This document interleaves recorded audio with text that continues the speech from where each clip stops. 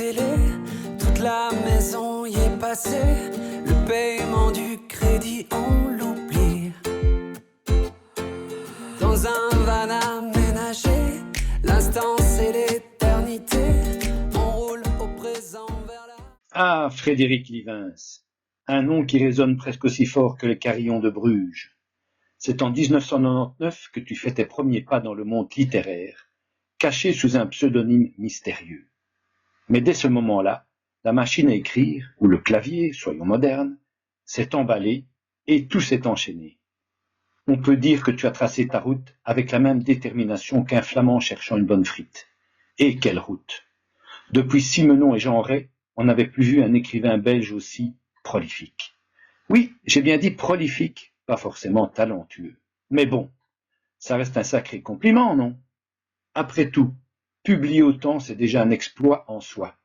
Tu es un peu le marathonien de la plume, tu ne t'arrêtes jamais.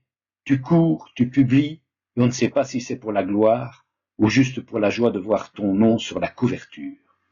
Allez, à vous, il y a un petit plaisir là-dedans, non? Mais trêve de plaisanterie, Frédéric. Qu'est-ce qui te pousse à écrire autant? Bonjour Frédéric. Bonjour Comment ça Marc, va? ça va et toi? Oui, ça va très bien. En forme? Toujours en forme. Tu as commencé à publier en 1999, mais sous pseudonyme. Pourrais-tu nous expliquer pourquoi avoir pris un pseudonyme et comment tu en es arrivé à écrire? Alors j'écris depuis que j'ai 12 ans, donc j'ai toujours écrit. En 1999, en fait, c'est mon premier roman sous pseudonyme qui s'appelait Qui suis-je, le pseudonyme, parce que c'est un jeu de mots pourri et j'adore ça, et parce que j'étais un peu trop lâche pour sortir sous mon véritable nom, et le roman était très très très spécial. Voilà, c'était une chronique sociale très sombre, et c'est sorti dans la maison d'édition que fondait un ami qui était lui-même auteur à Tournai. Tu fais partie de l'école belge de l'étrange. Ton fantastique est viscéral, sombre. Tu écris aussi bien des nouvelles que des romans. Alors Frédéric, qui es-tu? Un psychopathe, non. Non, c'est vrai que je suis toujours amoureux du fantastique belge, les Jean Ray, Thomas Owen et tout ça. Ça m'a fortement influencé, cette manière d'amener une atmosphère dans le quotidien. En fait, c'est une manière bien sensible, en jouant toujours sur les cinq sens et tout. Et c'est vrai que ça revient beaucoup dans mes romans, parce que il y a une influence américaine sur mes écrits, ou anglo-saxonne en tout cas. Mais il y a aussi une énorme influence belge dans ma manière d'aborder un récit. Tu écris principalement dans les genres de l'horreur et du fantastique. Qu'est-ce qui t'attire le plus dans ces genres et pourquoi ont-ils une place particulière dans ta production littéraire? Peut-être la possibilité de torturer les gens de manière légale. Non, plus sérieusement, c'est un genre qui m'a toujours fasciné, avec, comme je disais, Jean Ray, Thomas Owen, Graham Masterton, qui était vraiment une révélation pour moi. Serge Brussolo aussi, à sa période Fleuve Noir, qui était vraiment phénoménal, avec des livres comme Catacombe ou Docteur Squelette. Et j'ai vraiment eu envie à un moment donné de développer mes récits, tout en étant imprégné de ces univers-là. Donc c'est très difficile au fur et à mesure qu'on écrit de se détacher de ces modèles. Je pense y être parvenu avec les années, même si certaines influences sont très très voyantes, par moments, surtout dans mes productions du début. Mais à un moment donné, on assimile un petit peu ses maîtres, comme on dit, et puis on retranscrit son univers avec une manière un peu plus personnelle. Et ce qui me séduit dans ces univers, c'est l'infinie possibilité des champs d'exploration. En fait, on peut aussi bien explorer les légendes, les folklores, les religions, que l'humain en lui-même. Et l'humain en lui-même est peut-être la créature la plus monstrueuse, et c'est très très amusant de jouer avec. Tu nous as déjà parlé de Thomas Owen, de Jean Ray, de Masterton, mais quelles sont les influences littéraires ou cinématographiques qui ont façonné ton imaginaire? Ah, alors en littéraire, il y a des ouvrages comme Le Djinn de Graham Masterton, c'était mon premier Graham Masterton. Il y a Le Djinn, il y a Les Gardiens de la Porte, il y a la trilogie, enfin la pentalogie maintenant de Manitou, il y a Les Guerriers de la Nuit, même si c'est pas forcément la production la plus appréciée de cet écrivain que j'ai adoré. Brussolo, comme j'ai dit, il y a Docteur Squelette, Catacombe, Crash Béton, Les Mangeurs de Murailles, que ce soit le côté SF, thriller ou fantastique, Brussolo est un pur génie. Même en littérature jeunesse, c'est un véritable génie. C'est toujours c'est cette possibilité de façonner des choses, de prendre des petits pans du réel et de les déformer à l'extrême, prendre un peu, comme je dis toujours, le lecteur et l'abandonner à un moment donné. J'adore faire ça en fait, le prendre, le guider, et puis lui dire tiens vas-y, démerde-toi, il fait tout noir. Voilà, c'est très très amusant à faire. Au point de vue écriture, est-ce que tu travailles de manière impulsive ou tu as un plan pour commencer à écrire un roman, par exemple? Je suis un jardinier. C'est-à-dire que j'ai toujours une idée, un petit flash, j'ai toujours une idée de scène. Et quand j'apprécie la scène, je décide d'étendre autour. Donc je suis vraiment je suis un bordeleur pas possible en fait. Quand j'écris un roman, je fonce. En fait, j'ouvre le robinet, tout coule, je fonce. Évidemment, après, il faut un retravail. Mais le premier jet, ouais, c'est vraiment bordélique parce que je crois qu'il y a que moi qui m'y retrouve. Mais avec le temps, forcément, on arrive à se canaliser un peu plus. Non, je suis vraiment un jardinier. J'ai aucun plan d'établi, sauf dans un cas, c'est quand j'ai écrit une trilogie, la trilogie des Grisommes, où là, je devrais absolument faire un plan.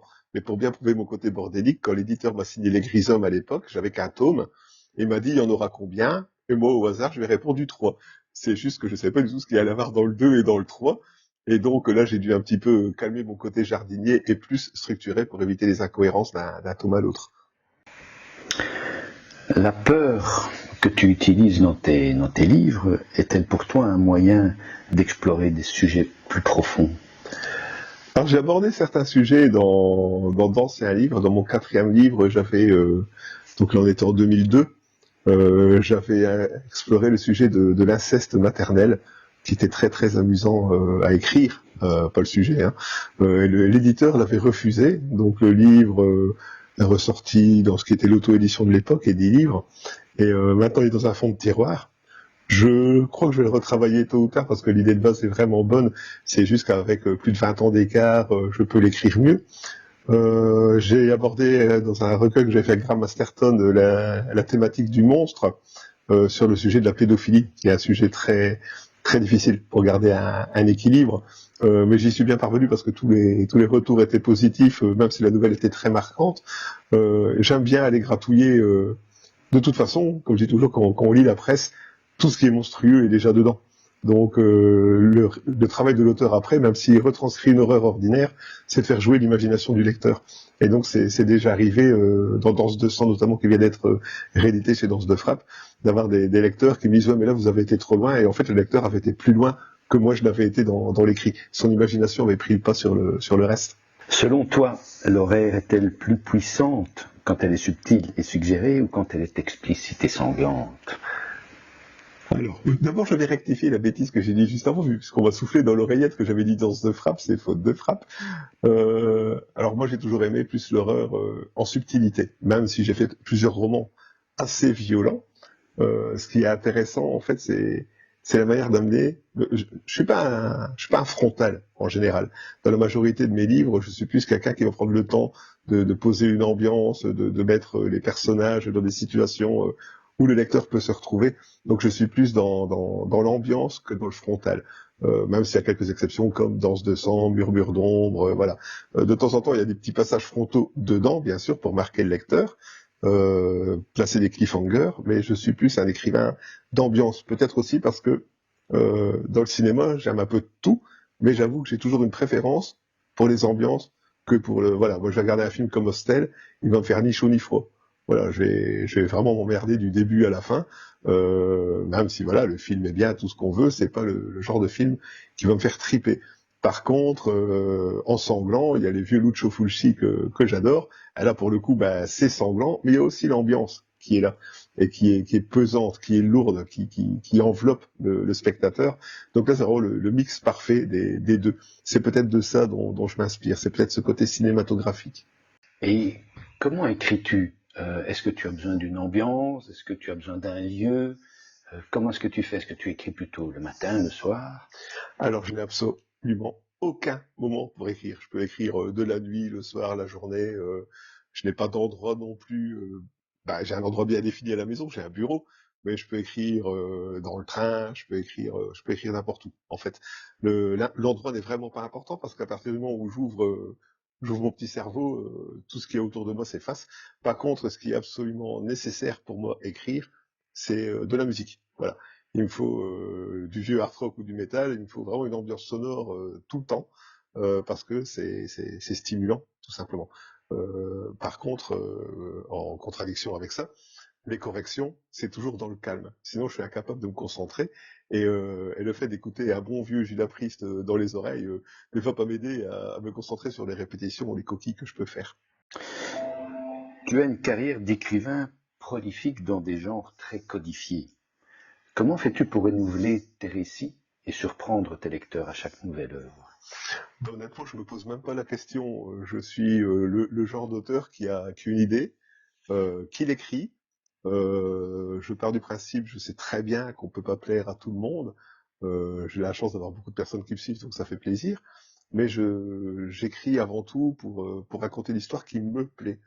Quand on est écrivain, il faut d'abord se faire plaisir avant de faire plaisir aux autres. Et je n'aime pas fonctionner selon des codes établis. Voilà. J'ai d'ailleurs fait une pause de 2 ans parce que je me lassais, en fait, et j'avais l'impression d'emprunter toujours les mêmes chemins. Et donc j'ai décidé pendant 2 ans de ne plus écrire d'adultes du tout. Je fais que du jeunesse. Parce que j'avais besoin en fait de me ressourcer. Donc j'ai lu beaucoup, écouté beaucoup de musique, regardé beaucoup de films, mais je ne voulais plus écrire de l'adulte parce que j'avais l'impression de me répéter, de ne plus rien proposer de neuf. Et quand je m'emmerdais moi-même à écrire, j'allais emmerder le lecteur. Parce que les lecteurs, faut pas les prendre non plus pour des imbéciles. Ils sentent bien quand le livre a été écrit avec passion ou quand le livre a été écrit, j'ai envie de dire sur commande entre guillemets. Mais voilà, dans le principal, moi je réfléchis pas. Je me fais plaisir avec une histoire. Après, je l'envoie à des éditeurs, ils prennent ou ils prennent pas. Et de toute façon, l'année passée, j'ai lancé ma collection d'auto-édition. Donc, si les retours de mes bêta-lecteurs sont bons et que moi, je crois au roman, qu'il est qualitatif, je le sortirai quand même d'une manière ou d'une autre. Tu parles d'auto-édition. Est-ce que tu peux nous parler un peu du monde de l'édition, de l'auto-édition, et comment vois-tu l'évolution de l'édition par rapport à tes débuts? Alors, il y a beaucoup à dire pour être synthétique. En fait, le monde de l'édition, ouais, j'ai eu la chance de travailler avec plein de maisons d'édition, des bonnes et des moins bonnes, des grosses et des petites. Il y a du positif des deux côtés. En fait, c'est vrai que c'est très confortable. Et moi, je suis un gros fainéant, en fait. Et j'étais en maison d'édition parce que j'ai eu la chance de pouvoir y être. Et c'est eux qui font tout le boulot. Toi, tu écris le bouquin, ils font la correction, ils font le maquettage, ils font l'impression, ils font les illustrations, ils font la diffusion.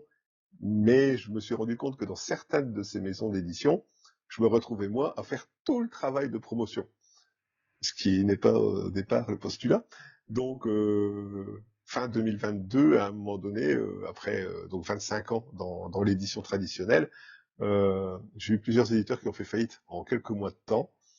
Et j'ai suivi le conseil d'un de mes anciens éditeurs d'ailleurs, et de plusieurs auteurs qui me conseillent d'être hybride, en fait. Donc de me lancer aussi dans un côté auto-édition. Donc j'ai lancé ma première collection en auto-édition avec des ouvrages qui avaient déjà vécu en maison d'édition.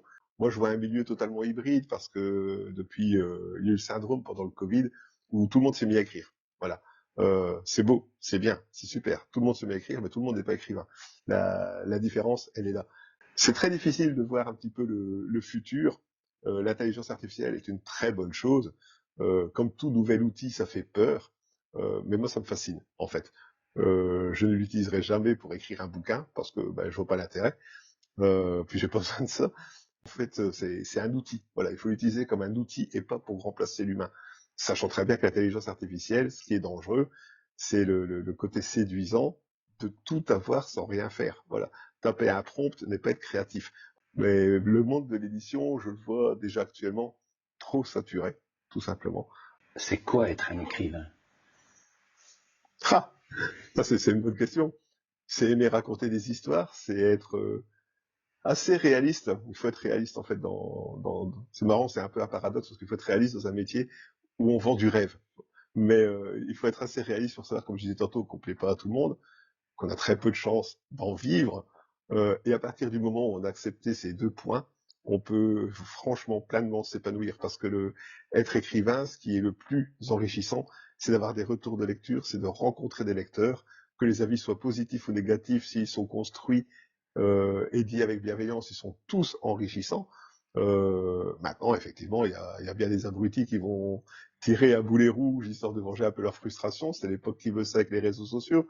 Mais il faut pas en tenir compte, en fait. Il faut croire en soi il faut continuer à être écrivain, c'est-à-dire continuer à raconter des histoires. Voilà, tout simplement. Être écrivain, c'est raconter des histoires qui nous plaisent et qui pourront plaire à d'autres. C'est tout simplement ça. Selon toi, pourquoi est-ce qu'on aime des histoires, à lire des histoires qui nous font peur? Je crois que la peur, c'est quelque chose qu'on a tous au fond de nous depuis qu'on est petit. La peur de l'inconnu, la peur du noir, la peur de ce qui peut arriver demain, la peur de perdre un proche. La peur fait partie de la vie, de toute façon. Et je crois que par moments, c'est un peu, pas sécurisant, mais rassurant, ouais, d'éprouver des sensations tout en étant à l'abri. Je crois que l'être humain a toujours aimé avoir peur, que ce soit en racontant des histoires, du temps où il n'y avait même pas encore les écrits, ça existait déjà, le fait de se faire peur. La peur est atavique, de toute façon, et c'est quelque chose qui est très amusant, en fait, parce que c'est sain d'avoir peur. La peur peut t'aider à te surpasser, elle peut te paralyser, mais elle peut aussi t'aider à te surpasser. Ouais, ça fait partie de nous. Et je crois que, inconsciemment ou consciemment, ouais, l'être humain, il aime bien aller explorer des horizons qui le fascinent, mais dans lesquels il n'oserait peut-être pas aller de manière réelle. Peux-tu nous parler de ton dernier livre? Le dernier paru? Oui. D'accord. C'est lequel déjà? C'est quoi le Moi-même, dernier? je n'en sors plus, donc c'est pour ça que je te pose la question. Le dernier paru. Alors, il y a eu Danse 200 en maison d'édition. Le dernier paru, c'est Danse 200, qui est une réédition d'un roman paru au départ à Valsombre Édition en 2013, qui a été réédité chez Faute de Frappe, j'ai plus fait la bêtise, chez Marc Falvaux, qui a, en fait, quand j'ai mes éditeurs qui ont fait faillite, avant de lancer ma collection d'auto-édition, j'avais tout soumis à Marc Falvaux, qui a pris ceux qui l'intéressaient, dont Danse 200. Voilà, donc il connaît une nouvelle jeunesse, il y a eu un retravail éditorial et tout ça, très sévère, parce que Marc est très sévère, très pointu, et ça lui a donné une nouvelle vie. Le bouquin est magnifique, l'illustration de couverture est purement géniale. Voilà, ce livre a connu plusieurs vies, en fait. Il est sorti à Valsombre, il a été réédité à Lune Écarlate, puis chez Évidence, très bon choix. Bon, voilà. Et puis il est ressorti ici chez Faute de Frappe, qui lui pour le coup est vraiment un très bon choix. Ça c'est le dernier paru officiellement en maison d'édition. Sinon en auto-édition, c'est du jeunesse en fait, parce que je fais des ateliers d'écriture avec les écoles. Et j'ai lancé une collection qui s'appelle Cauchemar en herbe. Et en fait, je rencontre chaque année plusieurs classes de secondaire, des élèves de 12, 13 ans, parfois 14 ans, et on écrit des histoires ensemble. Et quand je leur dis écrire des histoires d'horreur, ils sont tous super partants. C'est les dernières parutions, adultes et jeunesse, mais il y en a 2 qui arriveront fin d'année. Voilà. Alors, il y aura une réédition d'un roman steampunk horrifique, roman court, dans la collection Shortifique. J'ai lancé la collection Shortifique cette année-ci, avec d'abord Les Cendreux qui était paru chez Lucky qui a fermé, qui est une maison d'édition qui a fermé, et une Réfaction qui était chez aussi. Donc voilà, je réédite comme ça, dans 2 versions, parce que le principe de Shortifique, c'est ressortir dans une collection cartonnée, où la couverture est réalisée par Floating Fantasque, le roman, et dans une version brochée façon ancien pulp, où la couverture est réalisée par Piel Graphimator, et la maquette de couverture par Julie Fouret, avec qui j'ai déjà travaillé sur Milia. Voilà, donc je fournis, comme je dis toujours, un cauchemar 2 écrins, parce qu'il y a des lecteurs qui aiment bien les brocher, façon pulp, et des lecteurs qui aiment bien les cartonner. Donc j'ai décidé de satisfaire les deux. Ça me coûte juste 2 fois plus cher, hein. J'ai décidé de satisfaire les deux, et en fait, le fait d'être en opposition me permet de faire plaisir aussi aux gens. Et fin d'année, je sors un recueil de nouvelles horrifiques de Noël. L'illustration de couverture est déjà faite, c'est Lou Ardent qui fait l'illustration de couverture, et là il travaille sur les illustrations intérieures. Donc ce sera un recueil de 4 nouvelles où je revisite un petit peu Noël à ma façon, voilà. Il y aura 2 nouvelles plus d'atmosphère et 2 nouvelles beaucoup plus violentes, voilà, parce que ça m'amuse. Et il faut savoir que mon épouse adore Noël. Donc, comme elle adore Noël et que chaque année je dois me taper des films de Noël un peu cucu sur Netflix, je me venge à ma manière, et j'ai même mis mon épouse dans une des nouvelles, elle ne sait pas encore, elle le découvrira quand elle verra ça. Tu fais également beaucoup de salons. Est-ce indispensable dans la vie d'un auteur? Ah oui, c'est vital. Déjà pour 2 raisons. On n'est pas des auteurs hyper médiatisés, donc on va pas être en tête de gondole dans les librairies, on va pas passer sur les chaînes nationales, voilà, chaînes régionales peut-être, mais pas nationales. donc les projecteurs sont pas mis sur nous. Donc on rencontre les lecteurs dans les salons. Et les salons, l'avantage c'est que les lecteurs se montrent souvent très curieux. Donc ils s'arrêtent, on parle de nos univers et tout, et je veux dire 95 fois sur 100 ça match, et ils repartent avec un livre. J'essaie de les conseiller au mieux, selon les goûts qu'ils me disent avoir, afin de ne pas les décevoir, c'est logique, hein, j'écris dans plusieurs choses, donc on va pas décevoir les lecteurs, mais oui, les salons c'est absolument vital, et puis c'est ce qui est le plus amusant. Rencontrer les lecteurs, franchement, un auteur n'est rien sans les lecteurs, donc les rencontrer, échanger avec eux et tout, ouais non, c'est vraiment, j'ai envie de dire le pied intégral, quoi. Si tu devais dîner avec l'une des créatures horrifiques de tes romans, laquelle choisirais-tu et pourquoi? Oksana. Je choisirais Oksana parce que c'est une jeune fille vampire qui est donc très dangereuse, mais elle est super bien roulée. Donc quitte à aller manger au restaurant, autant aller manger avec une jolie fille, même si ça risque de dégénérer à la fin de la soirée. On te propose de passer une nuit dans un lieu hanté en échange d'une source d'inspiration inépuisable. Acceptes-tu ou refuses-tu? Je refuse, hein. J'ai déjà assez d'inspiration, c'est bon, je vais pas aller taquiner le goujon dans des endroits un peu maudits, hein. Quel est le rituel le plus étrange que tu as en écrivant des scènes particulièrement effrayantes? Je rigole. C'est même pas un rituel, en fait. Mon rituel, c'est je bois mon café et tout, mais quand je massacre certains personnages, parfois je me chope des barres de rire. Je peux écrire une scène monstrueuse, j'en ai écrit une où je faisais brûler vivant des orphelins, et j'étais mort de rire en brûlant les gosses, parce que je savais ce que ça allait susciter chez le lecteur, en fait. C'est pas le fait de le faire qui me fait rire, c'est le fait de savoir ce que ça va susciter chez le lecteur. Fantôme ou démon? Fantôme. Lueur d'une bougie ou lumière des néons pour écrire? Ah, la bougie. Scène de frayeur dans une forêt dense ou dans une vieille maison abandonnée? La vieille maison. Climax effrayant à la fin du livre ou crescendo de terreur tout au long du récit? Crescendo. Un monstre visible ou invisible? Invisible.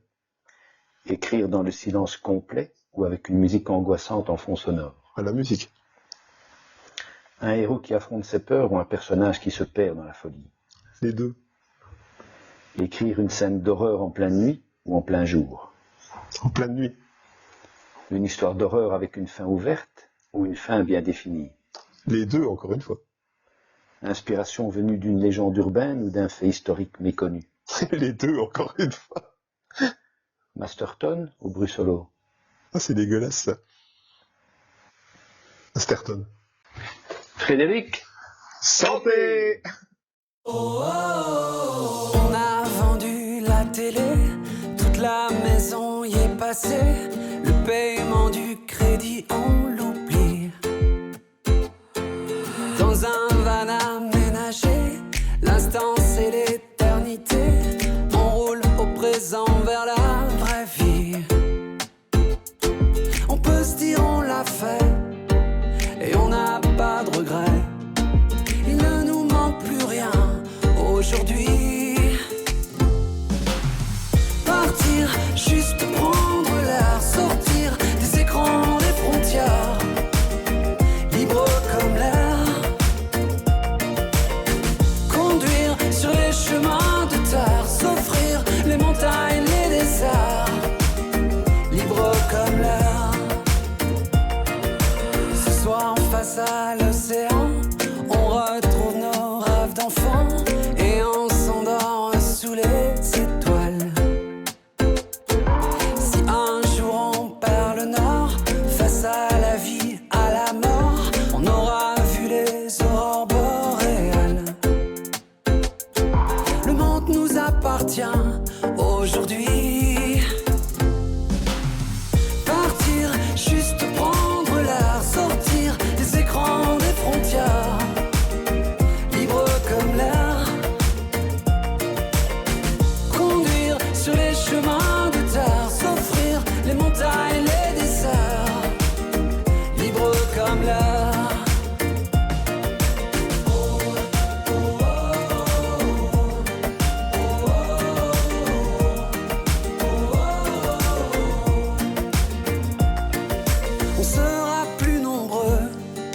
à tenter l'aventure.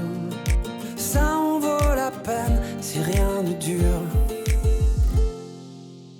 Partir, juste prendre l'air, sortir des écrans, des frontières, libre comme l'air.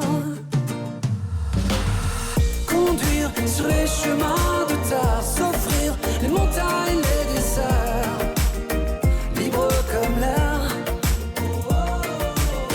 Partir, juste prendre l'air, sortir des écrans, des frontières, libre comme l'air.